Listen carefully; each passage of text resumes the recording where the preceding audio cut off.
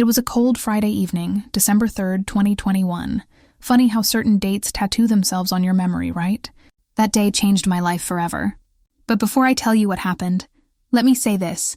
If you enjoy stories where betrayal turns into revenge, and where silence turns into the loudest scream, hit that like button, and don't forget to subscribe. Because this one will leave you wondering what you would have done if you were me. Now let me take you back to where it all began. I was just your average wife. 2 kids, a decent house, a man I thought I could trust. You know how they say marriage is built on trust? Well, turns out mine was built on lies, and I was the last one to notice. Isn't that always the case? Everyone else sees the storm before you do. My husband, let's call him Mark, he wasn't always this stranger. He used to bring me flowers. He used to ask about my day. But somewhere along the way, something changed. And when you've been with someone long enough, you feel it before you see it. The shift in their eyes, the way their phone suddenly becomes more important than your words. At first, I brushed it off. Late nights at work? Sure, he's tired. Different cologne? Maybe a new bottle. That nervous laugh when I asked who he was texting. Yeah, my gut told me. But my heart refused to listen. But here's the thing. Your gut never lies. It whispers when your heart is too afraid to scream. And no, I wasn't about to hire a private investigator.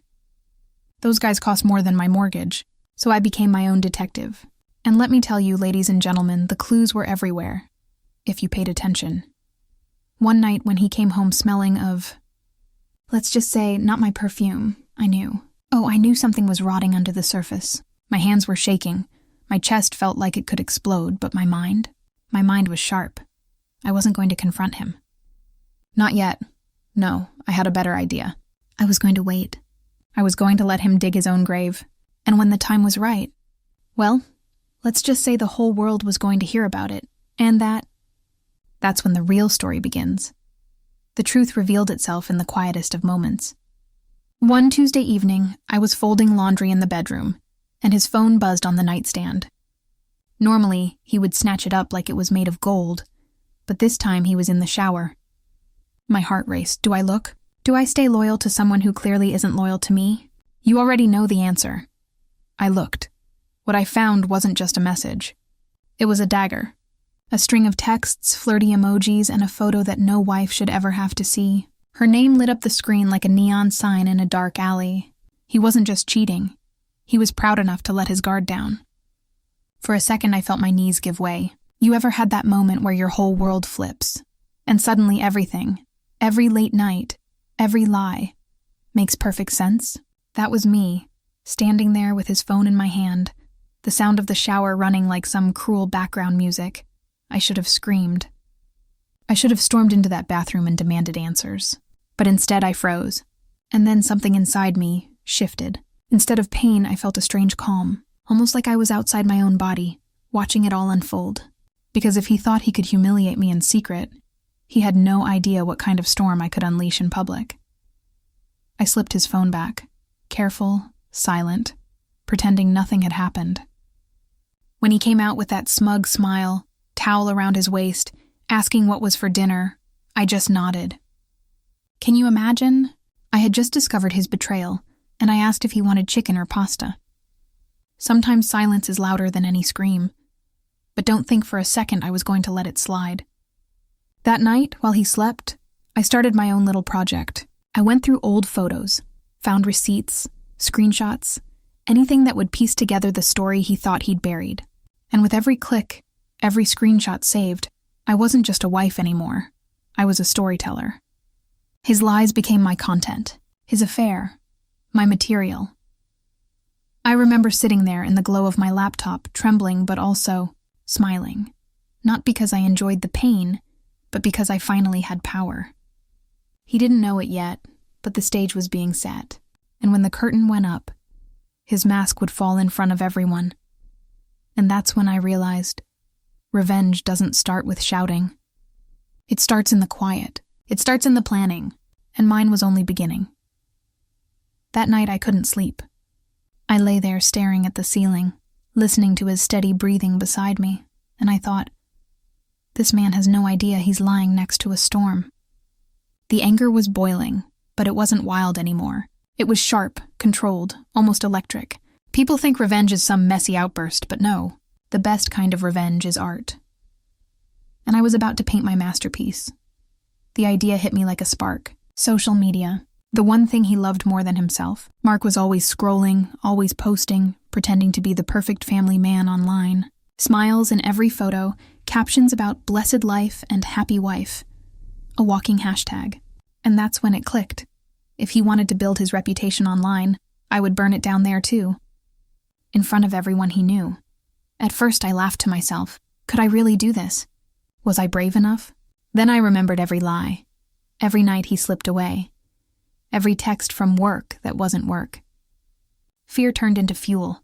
I wasn't just a victim anymore. I was the author of the ending to his story. I started planning. Not in chaos, but step by step. I organized every screenshot, every flirty text, every sneaky receipt. I labeled them, stacked them, even paired them with family photos he had posted online. You should have seen it. A digital scrapbook of betrayal. If irony had a face, that was it. I imagined the reaction. His coworkers scrolling during lunch break. His cousins sharing the posts in their WhatsApp groups. His mother, yes, even his mother, seeing her golden boy exposed. The more I thought about it, the more a wicked smile crept across my face. This wasn't just about punishing him. This was about reclaiming my dignity, my voice. He had taken my trust, but I was about to take his pride. And the best part? He would never see it coming. To him, I was still the quiet, forgiving wife, cooking dinner, folding laundry, asking if he wanted coffee. He thought he had fooled me, but what he didn't know was that the biggest performance of his life was about to begin, and I was the director. I leaned over that night, looked at him sleeping peacefully, and whispered under my breath, "Enjoy it while it lasts, Mark. Tomorrow, the world meets the real you." And with that whisper, the plan was sealed. The morning came, and he left for work like it was any other day. Kissed me on the cheek, grabbed his coffee, and walked out the door without the faintest clue that his perfect little world was about to collapse. I waited until I saw his car disappear down the street, then sat down with my phone in hand. My heart pounded like a drum. This was it. The moment of truth. I opened Facebook first. His favorite stage. That was where he loved parading himself as a family man. So that's where I struck. I started with a picture, our family vacation. The one he'd captioned, "Forever grateful for my beautiful wife and kids." And right under that smiling photo, I dropped a screenshot of his late-night text to her. The words, "Can't wait to see you again, babe," right next to the image of him holding my hand on the beach. The hypocrisy was glaring. I hit post. My fingers shook, but I felt lighter than I had in months. Then came Instagram. Oh, he loved his Instagram stories, so I gave him a story of my own. Slide after slide. Screenshots, receipts, hotel bookings, little messages filled with emojis that suddenly looked so disgusting on screen. Each one paired with a sarcastic caption. "Work meeting at 11 p.m.? Sure, Mark." Or, "New cologne, huh? Wonder who picked it out." I could almost hear the gasps through the screen as people began to view, share, comment, and then TikTok. A short video, simple but brutal. Just his smiling face from one of his own posts, followed by a montage of all the evidence I'd gathered, set to one of those trending dramatic sounds. I didn't even have to add much. The truth spoke louder than I ever could. The notifications exploded. Friends, family, even people I hadn't spoken to in years, all flooding my phone with messages. Shock, disbelief, laughter, anger. Some said I knew it. Others, how could he? His reputation wasn't just cracking, it was shattering in real time. Meanwhile, Mark was still at work, blissfully unaware, while his phone lit up like a Christmas tree in his pocket. Can you imagine the moment he finally checked it? The blood draining from his face, the cold sweat, the sudden realization that his double life had been dragged into the spotlight? That was the moment I had been waiting for. I didn't just expose him. I broadcasted him. His affair wasn't a secret anymore, it was a show, and the audience was everyone he knew. But here's the thing about revenge. It doesn't stop at the first strike. Because once the truth was out, the fallout came crashing down harder than I ever expected. The fallout was immediate, and it was brutal. By lunchtime that day, my phone was vibrating nonstop. Notifications, calls, messages. It was like watching a wildfire spread, faster than I could even keep up with. My posts weren't just being liked. They were being shared. Screenshots of my screenshots were circulating in group chats, office chats, even church groups. The story had legs, and Mark's perfect mask was gone. By 2 o'clock, his sister called me, crying, begging me to take the posts down. His cousin messaged me, saying, "I always knew something was off about him." People at his job, his coworkers, his boss, were all reacting too. One of them even sent me a DM. He told us he was working late that night. Guess we know where he really was. Imagine that. Your lies being read out loud at the place you cash your paycheck. And then, the comments. Oh, the comments were savage. Strangers writing, "Once a cheater, always a cheater." Friends posting popcorn emojis. His old college buddy tagged him under one of the posts with just 3 words. "Busted, bro. Busted." I should have felt pity, but you know what? I didn't. I felt powerful. For once, I wasn't the one humiliated in silence. He was. By the time Mark walked through the front door that evening, the man was unrecognizable. His face pale, eyes wide, phone clutched in his hand like it was a bomb about to go off. He looked at me, and for the first time in years, he wasn't smug.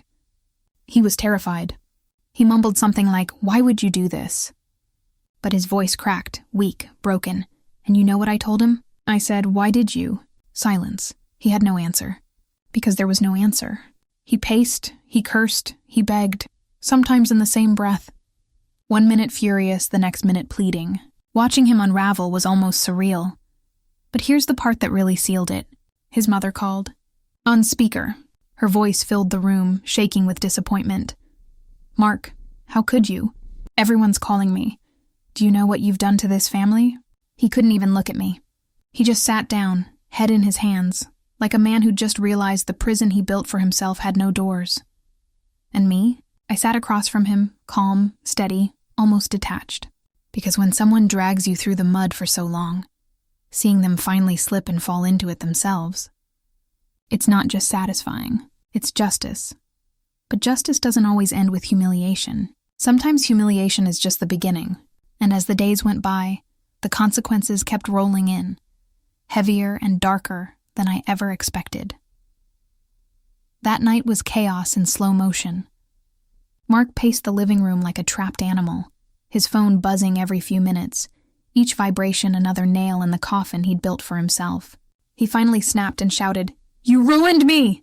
His voice cracked halfway through, and for a second I thought he might throw the phone across the room, but he didn't. He just stood there, trembling, like a man stripped of his armor. I didn't raise my voice. I didn't need to. "No, Mark," I said. "You ruined yourself. I just showed the world what you really are." He tried every tactic. First, anger. He accused me of being cruel, of making things worse than they really were. Then came denial. "It wasn't serious," he said. "It didn't mean anything." He actually had the nerve to look me in the eye and say that. And when he realized none of it was working, he switched to begging. Tears welled up, hands outstretched, pleading for me to take the post down. But the damage was already done. I told him, "You can't unring a bell, Mark. Everyone's heard it now." At one point, he fell to his knees, literally. I'd never seen him so small, so broken. He promised to change, swore he'd never see her again, even said he'd delete his social media accounts if I would just stop this. It was almost pitiful. Almost. And then, as if the universe wanted to twist the knife, his phone lit up again. This time it wasn't a coworker or his mother. It was her, the woman he risked everything for. She texted him, "Don't ever call me again. I'm done." He read it aloud by accident, and I swear I felt the air leave the room. She had thrown him away the second things got messy. That's the loyalty he traded me for. He sat there in silence, staring at that screen like it was the end of the world. And maybe for him it was. I watched the man who once thought he was untouchable crumble into nothing right in front of me. But here's the strange part. I didn't feel the victory I thought I would. I didn't feel healed. If anything, I felt heavier. Revenge gave me power, yes, but it didn't erase the betrayal. And as he sat there sobbing, muttering apologies I no longer cared to hear, I asked myself, had I gone too far? Or not far enough? The answer would come soon enough. Because just when I thought the storm was over, another twist was waiting on the horizon. One I never saw coming. The twist came the very next morning. I thought the storm had peaked, that his humiliation was complete. But no, the storm had just changed direction. I woke up to dozens of new messages, not from friends or family, but from strangers. People I didn't know were sending me screenshots of other women. Turns out the woman I exposed wasn't the only one. Mark's betrayal wasn't a single crack in our marriage. It was a spiderweb of lies stretching further than I could have ever imagined. One message in particular made my blood run cold. A young woman, barely in her 20s, sent me a string of messages he'd sent her. Promises, flirtations, even pictures. She wrote, "I'm so sorry. I didn't know he was married." My stomach turned. He hadn't just betrayed me. He'd been living a second, maybe even a third life. The man I thought I knew didn't exist. He was a stranger hiding behind a wedding ring. And the fallout? It got uglier. His job called. They wanted a discussion about his conduct. Some of his clients didn't want to work with him anymore. His boss pulled him off a major project. His carefully built career was crumbling alongside his reputation. He sat at the kitchen table, staring at termination papers, looking like a ghost. But the final blow wasn't from me, or from his mistress, or even from his job. It came from our kids, our oldest, 15, smart, sharper than both of us, looked him straight in the eye and said, "I don't respect you anymore." I will never forget the look on Mark's face. That more than any post or screenshot broke him. Because humiliation online can fade, but losing the respect of your own child, that's permanent. And here's the twist that nobody saw coming, not even me. For weeks people praised me, called me strong, brave, even inspiring. But inside I felt hollow. Revenge gave me a moment of power, yes, but it also chained me to the very pain I wanted to escape. I had won the battle, but the war had left scars on both of us. Mark, stripped of his lies, begged for forgiveness one last time. And I looked at him, not with love, not even with hate, but with something colder. Pity. I realized then that revenge hadn't been about him at all. It had been about me reclaiming my voice, and once I had it back, I didn't need him anymore. So I told him, quietly, firmly, "It's over." And in that silence after, I knew the final act wasn't about revenge. It was about freedom. When the dust finally settled, I found myself standing in the quiet of my own home, staring at walls that had witnessed both love and betrayal. Mark had moved out, his things gone, leaving only echoes behind. For the first time in years, I felt something I hadn't felt in a long time. Peace. Not the kind of peace that comes from winning, but the kind that comes from letting go. Looking back, I realized the revenge wasn't what saved me. It didn't heal the wound or erase the lies. What it did was wake me up. It reminded me that I had a voice, that I wasn't powerless, and that silence doesn't mean weakness. Sometimes silence is just strategy. And yes, I exposed him. Yes, I humiliated him. But more importantly, I reclaimed myself. People ask me now, would you do it again? Would you go through the same storm? And here's my answer. Betrayal breaks you, but what you build from those broken pieces, that's yours forever. For me, it was strength. For someone else, it might be forgiveness. We all carry our scars differently. If you've ever been lied to, betrayed, or made to feel small, let this be a reminder. You're not powerless.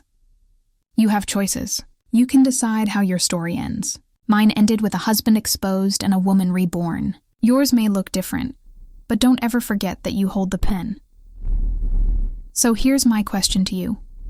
What would you have done in my place? Would you have stayed silent, confronted him privately, or pulled the curtain back like I did? Think about it. And while you do, don't forget to like this video, subscribe, and share your thoughts in the comments. Because sometimes the stories we share aren't just entertainment, they're survival guides. My name doesn't matter. My face doesn't matter. What matters is the lesson. Betrayal can break you, or it can build you. The choice in the end is always yours. And with that, my story is done. But yours is still being written.